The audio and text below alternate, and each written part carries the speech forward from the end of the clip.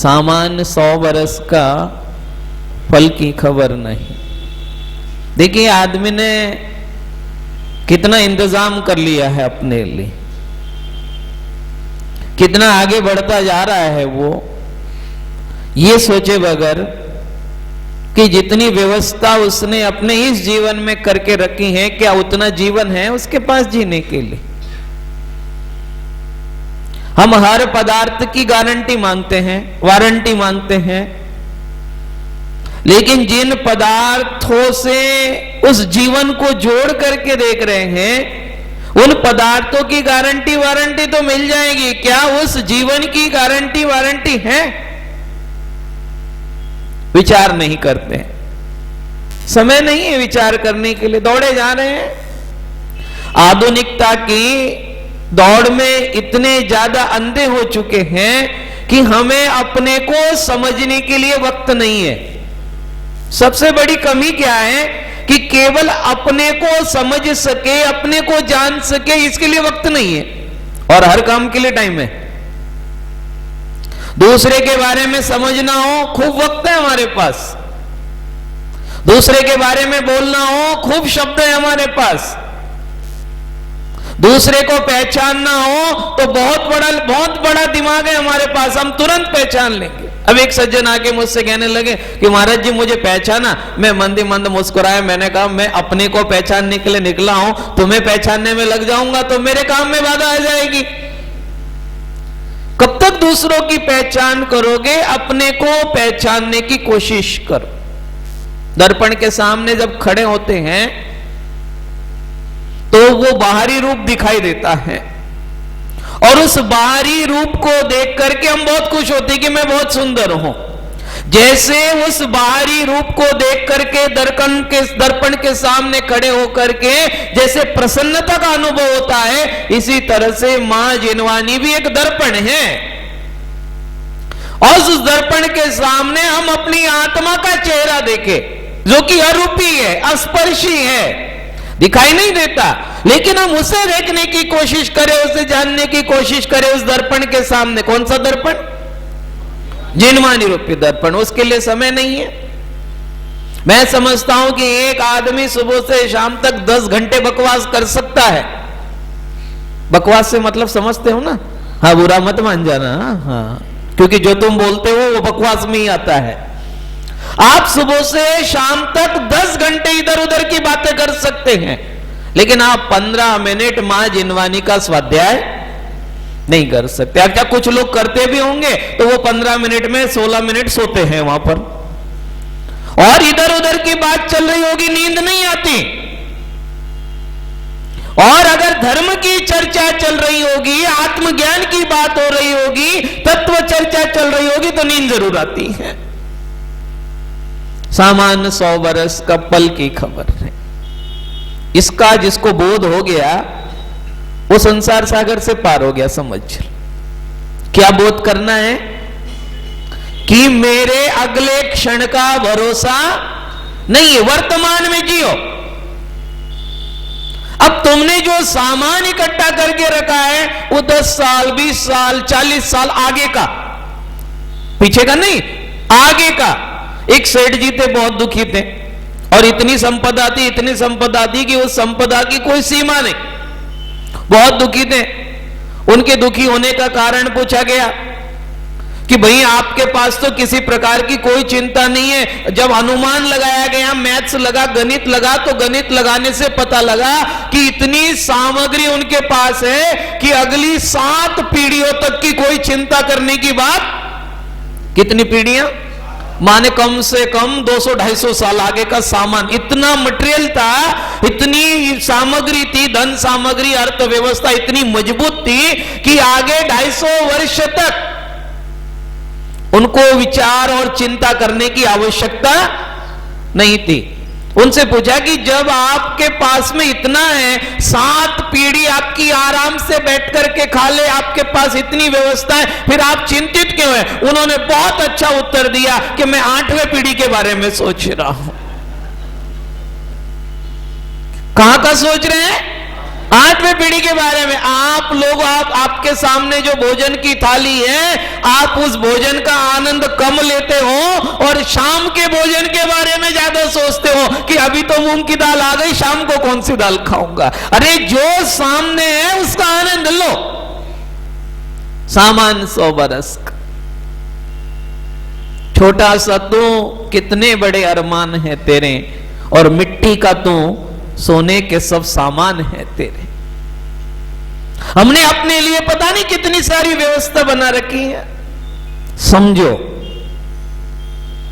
राजा महाराजा चक्रवर्ती बड़े बड़े लोग जिनके पास आपने तो वो सच झूठ बोल के पता नहीं कैसे ये सामान एकत्रित किया, उनके पास तो उनके पुण्य के उदय से ऑटोमेटिक ये सारी सामग्री आकर के उपलब्ध हुई, लेकिन उसमें भी उनको कहीं ना कहीं आप पदार्थों का जब भोग भोगते हो तो खुश होकर के भोगते हो। आपको पदार्थ अच्छे लगते हैं, लेकिन उन पदार्थों में जो आसक्ति है वो आसक्ति आपके लिए दुख का कारण बनेगी। उस पदार्थ के प्रति विरक्ति होनी चाहिए। पदार्थ सुख और दुख नहीं दे रहा है, पदार्थ के पीछे जो आसक्ति विरक्ति, ये जो दो शब्द छिपे हुए हैं, आसक्ति से दुख बढ़ता है और विरक्ति से सुख बढ़ता है।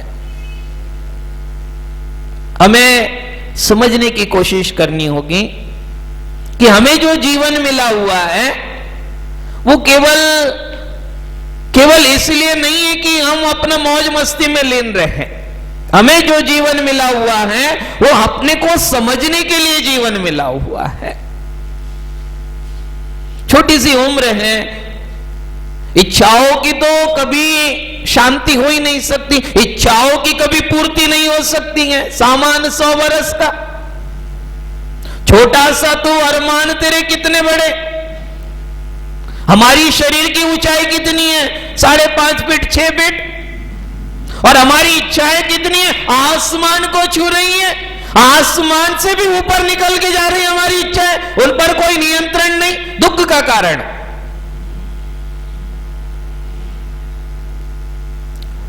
शरीर मिट्टी है, सबको पता।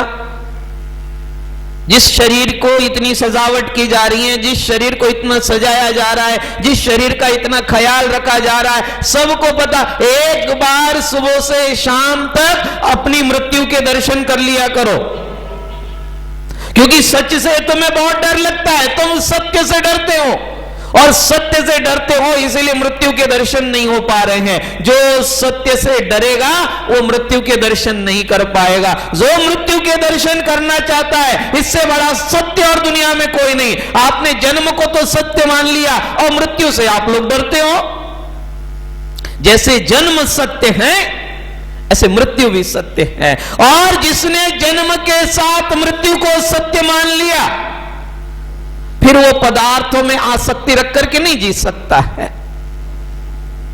आप कल के बारे में ज्यादा सोचते हो, आप परसों के बारे में ज्यादा सोचते हो, आप एक महीने के बारे में, आगे के एक महीने के, नेक्स्ट मंथ, आप अगले महीने के बारे में बहुत सोचते हो। आप आज के बारे में, अब के बारे में बिल्कुल नहीं सोचते हो। आप अगर अभी के बारे में सोचना प्रारंभ कर दो तो आपके जीवन में सुख बढ़ जाएंगे, आपके जीवन जीने का स्तर अलग हो जाएगा, आपके जीवन में खुशियां ही खुशियां बढ़ जाएगी। लेकिन हमारी सबसे बड़ी समस्या यह है कि हम आज में नहीं जीना चाहते हैं, हम कल में जीने की कोशिश कर रहे हैं। और कल में या तो बीते हुए कल में या आने वाले कल में, और बीता हुआ कल भी और आने वाला कल भी दुख दे करके जाएगा। जो आज है, जिसे प्रेजेंट टेंस कहते हैं, वर्तमान जिसे कहते हैं, जो वर्तमान में जीने की कोशिश करेगा वो सुखी रहेगा। भगवान महावीर स्वामी ने गौतम गणधर से कहा था कि वर्तमान में जियो, प्रमाद में मत जियो।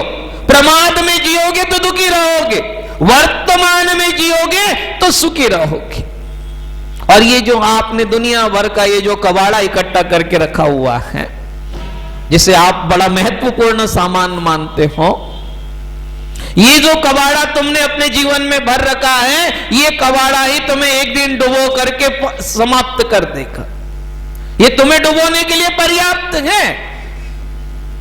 जीवन को समझे कि जीवन कल का नाम नहीं है, जीवन आज का नाम है। पदार्थ एकत्रित कर लो, जितने एकत्रित कर लो। देखो ना कितने सेट इकट्ठे कर लिए आपने। डिनर सेट आ गया, बेड सेट आ गया, लंच सेट आ गया, टीवी सेट आ गया, और पता नहीं कितने सेट आ गए। जितने सेट आ गए माइंड अपसेट होता चला जा रहा है, दिमाग उलझता उलझता उलझता ही जा रहा है। जितनी सुविधाएं बढ़ रही हैं, जितने संसाधन बढ़ रहे हैं, उतना व्यक्ति बहुत अधिक परेशान होता जा रहा है। लोग पहले भी जीते थे, उनके जीने का स्तर अलग था, और आप लोगों के भागने दौड़ने का और जीने का तरीका अलग है। आपको दुखी आपने खुद ने करके रखा है, किसी दूसरे ने नहीं करके रखा है। अगर हम वर्तमान में जीने की कोशिश करें, हम वर्तमान को समझने की कोशिश करें, तो हमारे सुखों के साधन बढ़ जाएंगे। सामान 100 बरस का पल की खबर नहीं। जरा कभी जीवन के बारे में भी तो विचार करो। जिस सामग्री को, जिस वैभव को आपने एकत्रित करके रखा है ना, उस वैभव के पास में जाकर के जरा उस धन संपदा से पूछो कि वो तुम्हारा कब तक और कहां तक साथ निभाएगी। उसका जवाब आएगा कि तू मूर्ख है, तू नहीं समझ पाया मुझे। मैंने तो चक्रवर्ती जैसों का भी साथ नहीं निभाया, मैंने तो धन कुबेर जैसे लोगों का भी साथ नहीं निभाया। तू बेकार में मुझसे उम्मीद कर रहा है, बेकार में मुझसे उम्मीद कर रहा है। मैं किसी के भी साथ जाने वाली नहीं हूं। मुझे तो जहां रहना, आज मैं कहीं और हूं, कल मुझे ट्रांसफर होने में, मुझे अपने आप को चेंज करने में वक्त नहीं लगता। ये उसका उत्तर सुन करके जो महापुरुष थे वो वैरागी हो गए। उन्होंने कहा कि तू सच कह रही है धन संपदा, आज तूने हमारे नेत्र खोल दिए। हम पता नहीं क्या उम्मीद लगाए बैठे हैं कि पता नहीं कि तू कब तक हमारा साथ निभाएगी, लेकिन वो धन संपदा कहती है कि मैं किसी की भी न हुई, आज तक नहीं हुई, और आगे की गारंटी देती हूं कि मैं आगे भी किसी की होने वाली नहीं हूं। जब ये उत्तर उसका मिला तो विरक्ति हो गई, और उस विरक्ति के पीछे आत्मदर्शन छिपा हुआ है। कर लो आप जितनी भागदौड़ करना चाहो, जितना सामग्री एकत्रित करना चाहो, एक दिन आएगा समय रहते हुए अगर आप उसको न त्याग सके तो कोई बात नहीं, फिर वो आपको त्याग करके चली जाएगी, और वो जिस दिन त्याग करके चली जाएगी वो ज्यादा दुखद क्षण होगा। इसलिए समझदारी ये है कि अपनी आंखें खुली हैं तब तक समझदारी के साथ सबसे विरक्ति प्राप्त कर लो। अगर विरक्ति आ गई आत्मा के अंदर तो समझ लो कि जीवन सफल हो गया।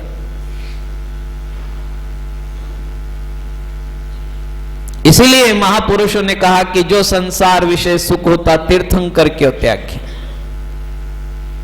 वो इसका त्याग न करते, लेकिन उनके समझ में आ गए।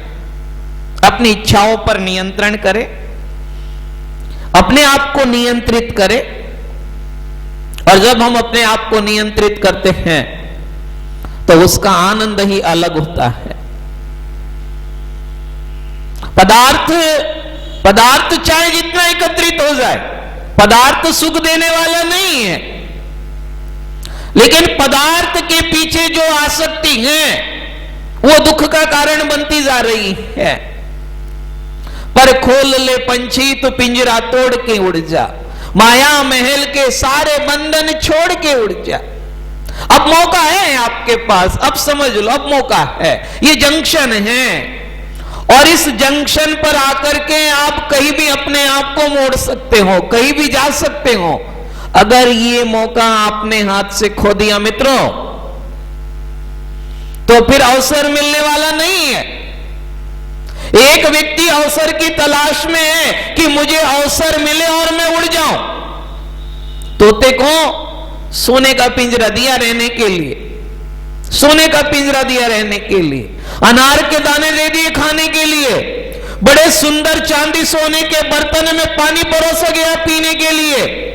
लेकिन उस तोते को जो बाहर का आदमी देखता है तो बहुत खुश होता है, उस तोते की प्रशंसा करता है, कहता है कि ये तोता देखो कितना भाग्यवान है, इसको रहने के लिए सोने का पिंजरा मिल गया।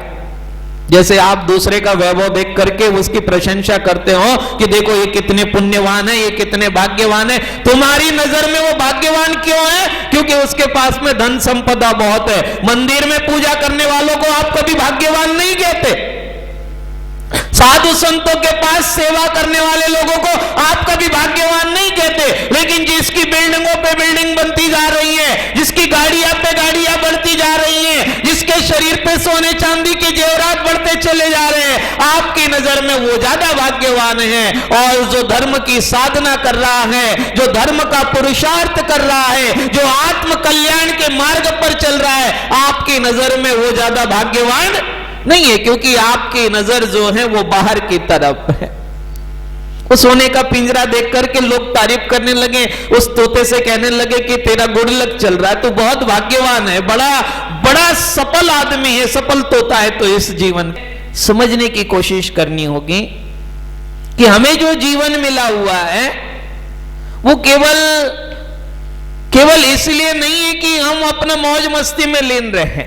हमें जो जीवन मिला हुआ है वो अपने को समझने के लिए जीवन मिला हुआ है।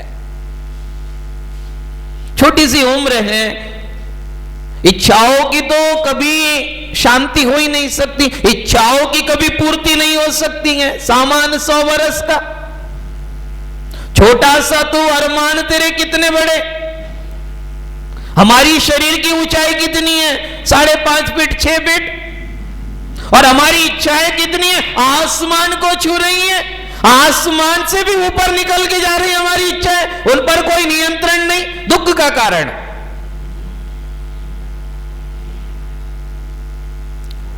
शरीर मिट्टी है, सबको पता।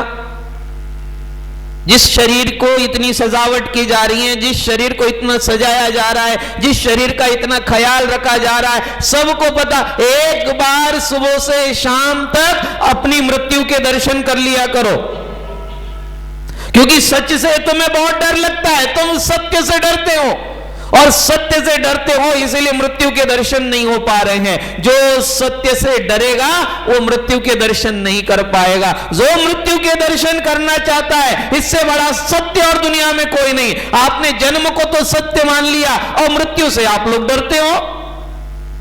जैसे जन्म सत्य है ऐसे मृत्यु भी सत्य है, और जिसने जन्म के साथ मृत्यु को सत्य मान लिया फिर वो पदार्थों में आसक्ति रख करके नहीं जी सकता है।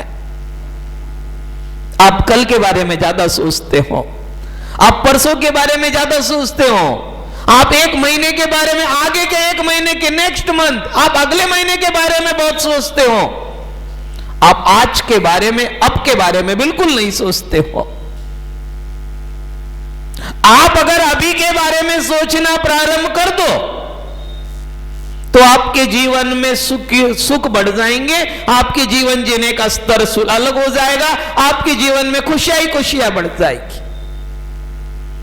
लेकिन हमारी सबसे बड़ी समस्या यह है कि हम आज में नहीं जीना चाहते हैं, हम कल में जीने की कोशिश कर रहे हैं। और कल में या तो बीते हुए कल में या आने वाले कल में, और बीता हुआ कल भी और आने वाला कल भी दुख दे करके जाएगा। जो आज है, जिसे प्रेजेंट टेंस कहते हैं, वर्तमान जिसे कहते हैं, जो वर्तमान में जीने की कोशिश करेगा वो सुखी रहेगा। भगवान महावीर स्वामी ने गौतम गणधर से ही कहा था कि वर्तमान में जियो, प्रमाद में मत जियो। प्रमाद में जियोगे तो दुखी रहोगे, वर्तमान में जियोगे तो सुखी रहोगे।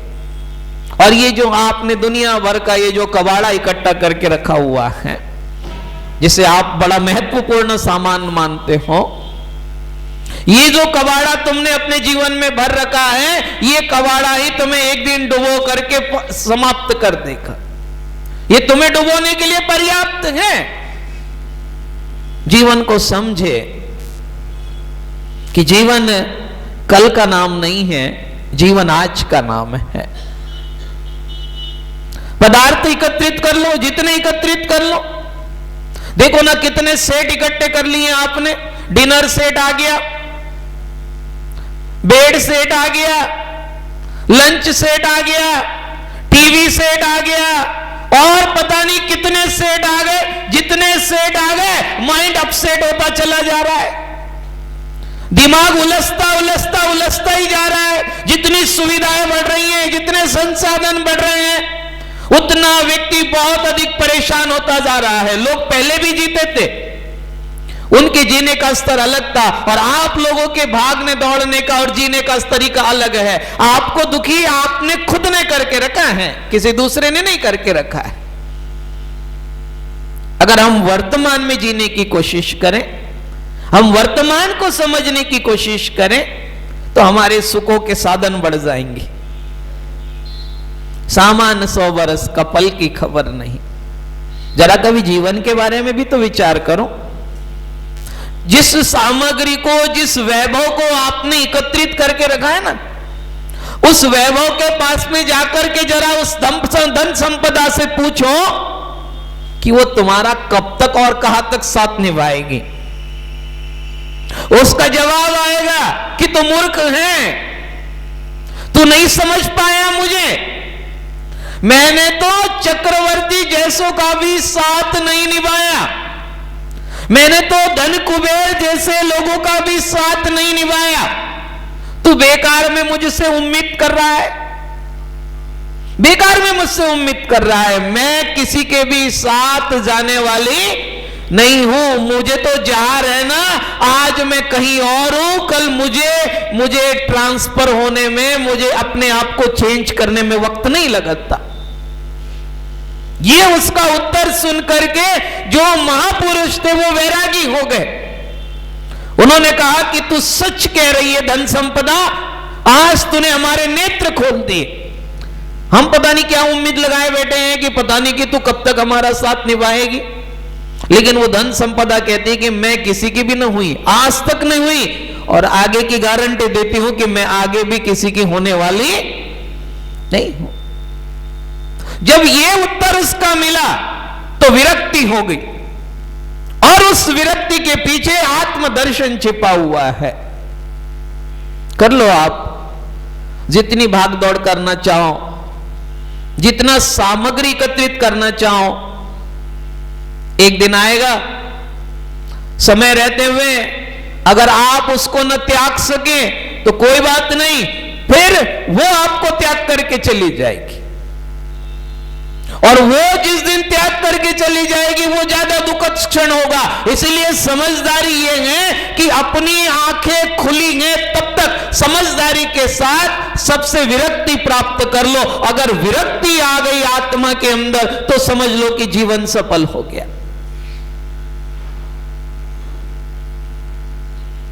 इसीलिए महापुरुषों ने कहा कि जो संसार विषय सुख होता तीर्थंकर क्यों त्यागी, वो इसका त्याग न करते, लेकिन उनके समझ में आ गए।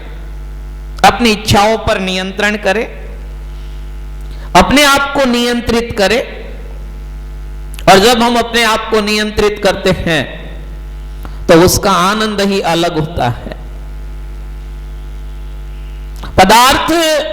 पदार्थ चाहे जितना एकत्रित हो जाए, पदार्थ सुख देने वाला नहीं है, लेकिन पदार्थ के पीछे जो आसक्ति है वो दुख का कारण बनती जा रही है।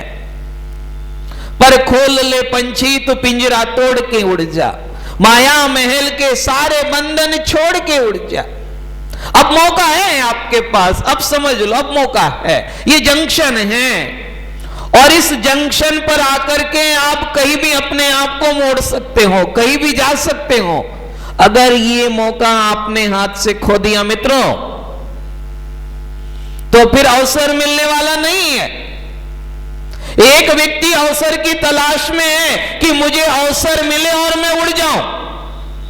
तोते को सोने का पिंजरा दिया रहने के लिए, सोने का पिंजरा दिया रहने के लिए, अनार के दाने दे दिए खाने के लिए, बड़े सुंदर चांदी सोने के बर्तन में पानी परोसा गया पीने के लिए, लेकिन उस तोते को जो बाहर का आदमी देखता है तो बहुत खुश होता है, उस तोते की प्रशंसा करता है, कहता है कि ये तोता देखो कितना भाग्यवान है, इसको रहने के लिए सोने का पिंजरा मिल गया।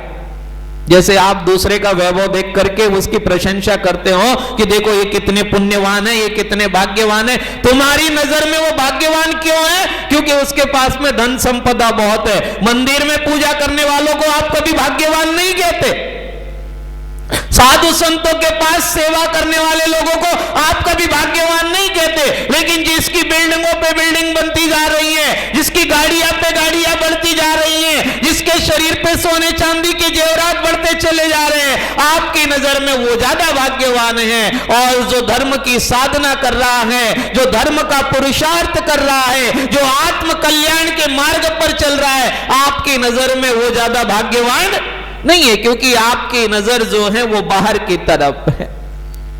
उस सोने का पिंजरा देख करके लोग तारीफ करने लगे, उस तोते से कहने लगे कि तेरा गुड लक चल रहा है, तू बहुत भाग्यवान है, बड़ा बड़ा सफल आदमी है, सफल तोता है तो इस जीवन का।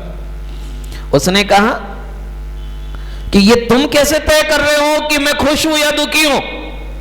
कह रहे तू सुखी हो सकता है, दुखी होने का तो कोई कारण ही नहीं। क्यों? कि सोने का पिंजरा, अनार के दाने जो खाने के लिए है वो भी सोने की प्लेट में, पानी पीने के लिए है वो चांदी की कटोरी में। इससे बढ़िया और सुख का जीवन क्या हो सकता है? उसने कहा कि तुम्हें देखने में सुख लग रहा है, लेकिन तुम मुझसे पूछो कि मुझे ये सोने का पिंजरा, मैं इसमें बंद हूं, कैद हूं, पिंजरा सोने का है, थाली सोने की है, कटोरी चांदी की है, वो सब ठीक है, लेकिन ये फिर भी मेरे लिए दुख का कारण है। क्यों? क्योंकि मैं बंधन में हूं। आपके हाथ में सोने की बेड़ी लगा देते हैं पुलिस वाले, जेल में चले जाओगे? आनंद आएगा वहां पर? नहीं, वो कैद है, वो बंधन है। और अगर वहां जेल सोने की भी बनी हो, वहां बर्तन सोने चांदी के भी खाने पीने के लिए मिलते हो, भोजन करने के लिए अगर बर्तन सोने चांदी के मिलते हो, लेकिन फिर भी जेल में खुशी का अनुभव नहीं होगा। क्यों? क्योंकि वो बंधन है। तोता भी ये कहता है कि ये बंधन है, ये मेरे लिए खुशी का कारण नहीं हो सकता है। बंधन में मनुष्य कभी भी खुशी का अनुभव नहीं कर सकता। इसीलिए कह रहे कि अवसर है, उड़ जा। अब अवसर मिला है आपको, उड़ जाओ, लेकिन आप उड़ना नहीं चाहते हैं। अगर उड़ने वाला होगा तो वो किसी का इंतजार नहीं करेगा, और अगर नहीं उड़ने वाला होगा तो उसको घर बैठे भी अगर साधन संसाधन मिल जाए, निमित्त मिल जाए, कोई अवसर मिल जाए, वो फिर भी वहां से उड़ना है। आप में से कोई उड़ने वाला? हाँ, सोचेंगे, विचार करेंगे। वो कब विचार करोगे? विचार करते करते करते तुमने इतनी उम्र खो दी, अब और विचार करने में अगर आप उम्र खो दोगे तो फिर आपके हाथ में बचेगा क्या? आपको सोचना है, आपको विचार करना है। पर खोल ले पंछी तो पिंजड़ा तोड़ के उड़ जा, माया महल के सारे बंधन छोड़ के उड़ जा। मौत धड़कन में जिस दिन गुनगुनाएगी, जिस दिन मौत तुम्हारी धड़कन में गुनगुनाएगी, मौत का जब तक अलार्म न बज जाए, उसके अलार्म बजने से पहले अगर अपने आप को जगा लोगे तो सफल हो जाओगे। और उसका अलार्म अगर बज गया, उसकी बेल अगर बज गई, उसकी घंटी अगर बज गई, और फिर तुम कुछ करना चाहोगे तो फिर तुम कुछ कर नहीं पाओगे। इसलिए वक्त है आपके पास, सोचने और समझने का वक्त है। अभी सोच लो, अभी समझ लो, अभी कुछ नहीं बिगड़ा है। जितना अभी कर लोगे वही पुरुषार्थ तुम्हारी आत्मा के हित का कारण बनेगा। मौत अपना अल्टीमेटम आपके सामने रखे, अपना एस्टिमेट आपके सामने रखे, अपना इंस्ट्रूमेंट आपके सामने रखे, उससे पहले जाग जाओ और एक बार सुबह से शाम तक मृत्यु के दर्शन करने का साहस करो, क्योंकि मृत्यु भी उतनी सत्य है जितना जीवन सत्य है, जितना जन्म सत्य है। इसीलिए आचार्यों ने सुख दुख जीवित मरणोपग्रहाश्च, हमारे उमा स्वामी देव तत्वार सूत्र जैसे महान ग्रंथकार जन्म और मरण को पुद्गल का उपकार मानते हैं। वो कहते हैं कि जैसे जन्म उपकार है ऐसे मरण भी उपकार है, मरण को बुरा मत समझो।